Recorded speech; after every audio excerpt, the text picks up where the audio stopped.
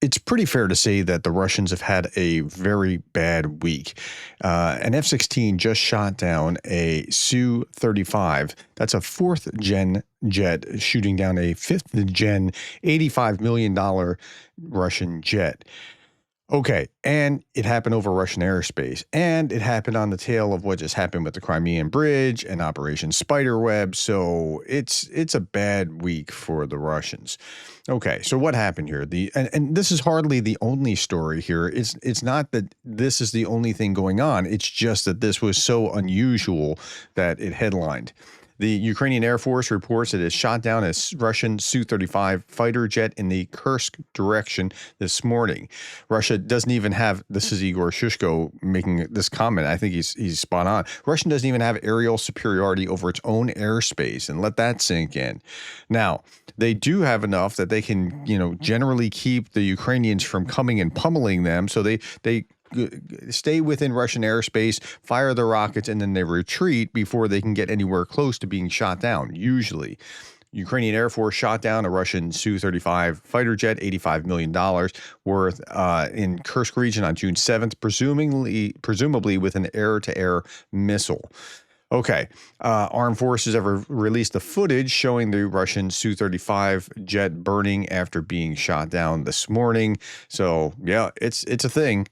And then there were other things going on. Ukrainian Air Force is absolutely hammering the Russian forces inside of Tatinko, now surrounded by Ukrainian troops on three sides. This is that small pocket that opened up in Kursk.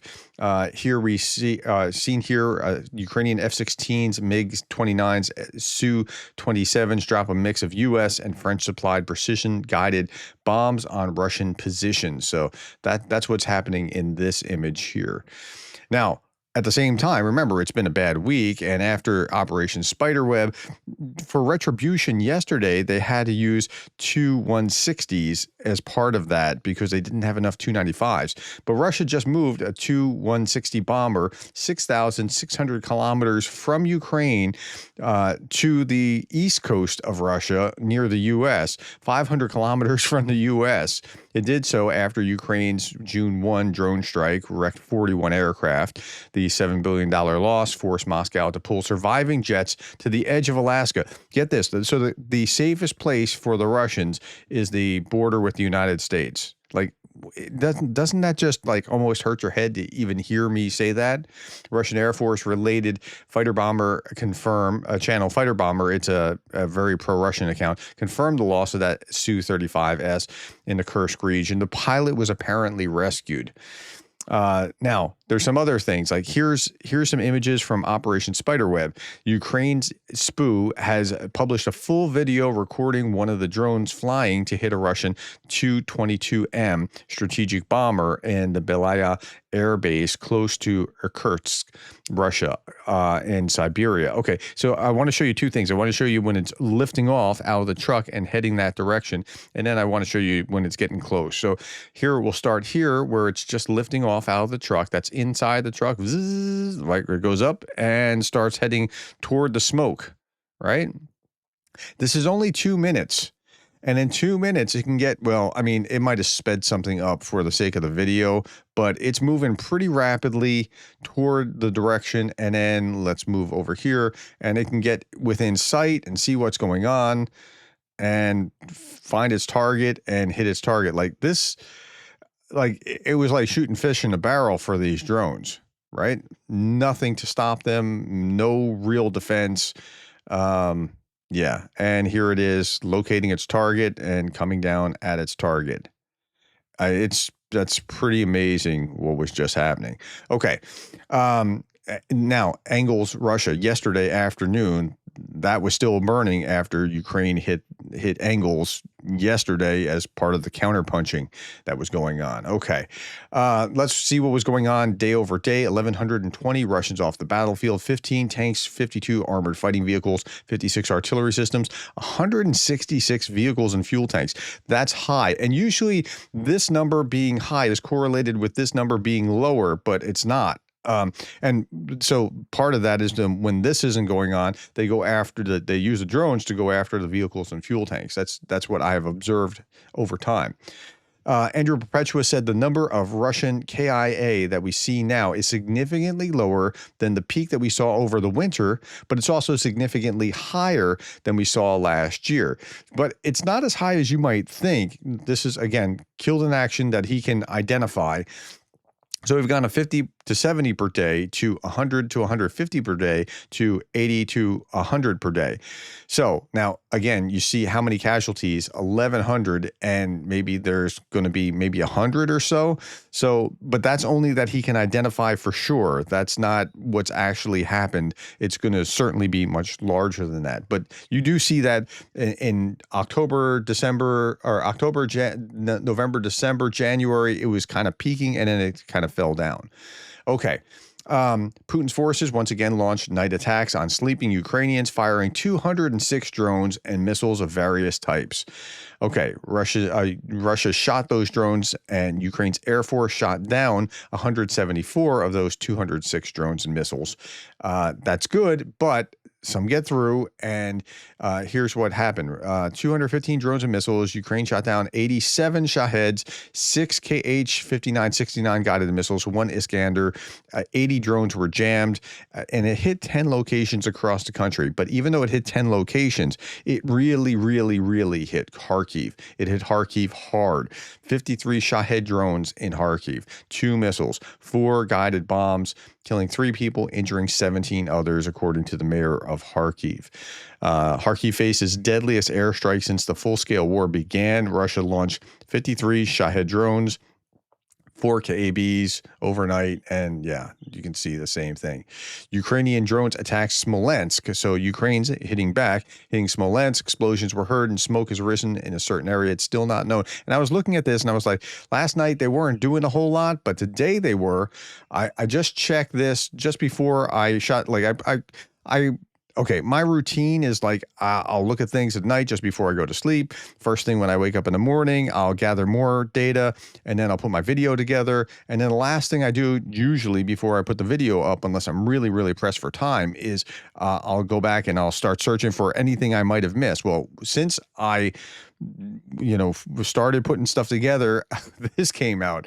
Russian Telegram channels report a drone attack, subsequent explosion at the Luke oil refinery in Nizhny Novgorod region of Russia. So that was happening. And then this also came out. This is the same, another view of the same thing, but this is another view of the oil attack, right? I mean, that's something. Now, a new Ukrainian ballistic missile successfully passed test in May, covering nearly 300 kilometers, destroying Russian command post. Missiles now entering serial production, featuring a warhead weighing over 400 kilograms. So the Ukrainians are going to have their answer to what Russia's doing to them pretty soon. Okay, I want to show you this chart because this is Ukrainian drone and missile strikes on Ukraine from January 1st to June 6th. And you'll notice that it kind of, starts slow, and then Trump's elected and the phone call and talks with Saudi, and it's kind of going up and kind of going down, kind of going up. And then in the last month, it's been a lot more aggressive, right? In fact, we saw this really hard strike over here, but followed by another hard strike. And then we saw the peak strike. And then yesterday's retribution was not the peak strike as far as the most of whatever, but it probably was worse in the sense that it was more missiles. The orange is missiles and the blue is drones. It was more missiles than in this previous peak. So it was bad, but it was blunted. It could have been a lot worse. It probably would have been up here had it not been for Operation Spiderweb. Okay, let's look at the battlefield. 56 assaults on the battlefield in Pokrovsk, and I look at Pokrovsk because that's like the high high watermark for where the attacks are. If you look at about 10 different battlefields or regions across the battlefield, Pokrovsk is usually the one that's getting the greatest intensity. Okay, Russian forces recently advanced in Belgorod and Sumy Oblast near Liman and Velika Novosilka. Drone operators target Russian infantrymen caught in barbed wire defenses. I was just talking about barbed wire just like a week or so ago and showing them laying the barbed wire, because we're talking about like motorcycles coming through and okay, that speed's great until you hit an obstacle.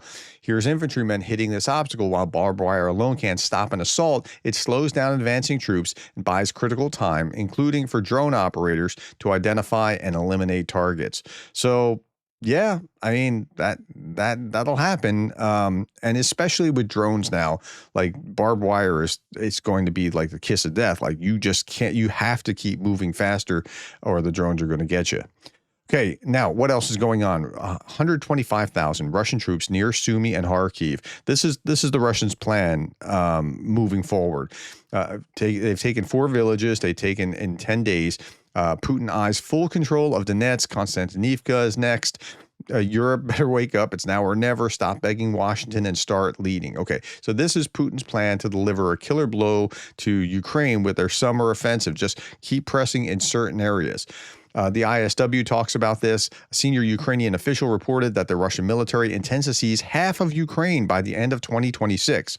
So here, what they're talking about, they're not even talking about being done in 2025. They're talking about continuing into 2026. Russian forces are highly unlikely, according to the ISW, to be able to make such large advances in such a narrow time frame, given Russia's current offensive capabilities and assuming that the flow of Western aid to Ukraine continues. Now, that's the key. If the flow of Western aid dries up, these objectives cannot be met. Let's go down to here. Putin's theory of victory depends on Western alliance backing Ukraine, abandoning Ukraine as a necessary condition.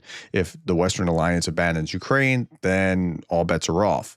And this is a map of what this looks like, what they currently control, what they're working at trying to control, and what they ultimately want to control, including cutting off Ukraine from the Black Sea, which would be really, really hard, landlocking Ukraine.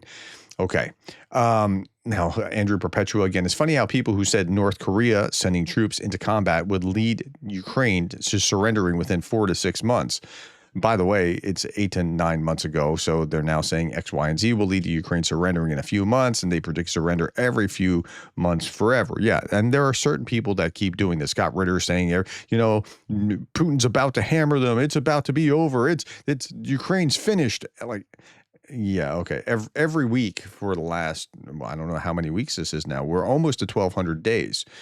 Ukrainian president revealed that that Russia's truck drivers who transported the drones into Russia to near those airfields, they had no idea what they were hauling. They thought that they were hauling mobile homes or mobile houses or these modular units, and they knew nothing about this.